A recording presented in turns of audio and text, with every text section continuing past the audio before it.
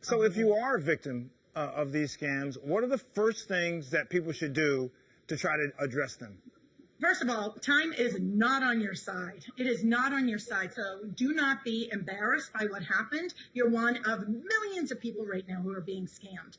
So you need to take immediate steps. Contact your police. Protect yourself. And Heidi and Matt, I think, they both talked about their gut or their intuition, and they didn't act on it. They missed some critical signs that were there and ignored their gut. And ultimately what happened was they got scammed. So are there some ways that you can detect if someone's lying to you? What kind of things should you look for? And when you play poker, they say someone's tell. What are the signs? There are a lot of signs. I'm typically known as a body language expert. It's not just the body language, though. It's also certain words have hidden meaning. So I'll give you an example. First of all, when you ask questions of people, if you're thinking of renting to them or having them as a roommate, the hotspots, the deceptive hotspots happen within the first 5 seconds of you asking questions. And body language happens up to 5 seconds before thought. So if they're wondering, I hope they can't tell I'm nervous or scamming them, their body language is already telling a story. Something as simple as what I call contempt. Contempt is moral superiority. Doctor, it looks like this. It's a smirk on one side of the face. It's the only unilateral expression that shows up on our face.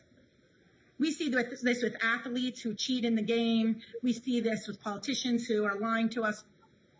Contempt, moral superiority. You'll see this with powerful master manipulators. A shoulder shrug is a big one. If I ask you, doctor, I'd love to come back again, and you go, Janine, that would be great.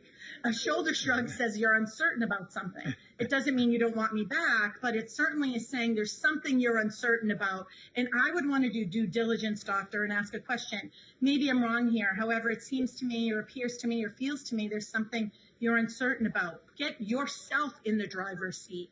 A big one are these dodgeball questions. You ask someone a question and they ask a question back. Even worse than that. Why are you asking me that? Yeah. Even worse is when they try to make you feel guilty, you should run for the hills. You know what? Do you ask all parents this question? Do you ask all white women this question? Do you only ask women this question? Do you ask all the men? When they begin to use this tactic on you to create stress and anxiety, when you feel like shame and full of blame, run for the hills. This is a big technique. So your job is to protect yourself. And last but not least here, watch flattery with embedded commands. Flattery with an embedded command sounds like this. Heidi, you are so smart to be considering renting to me because I am the ideal client.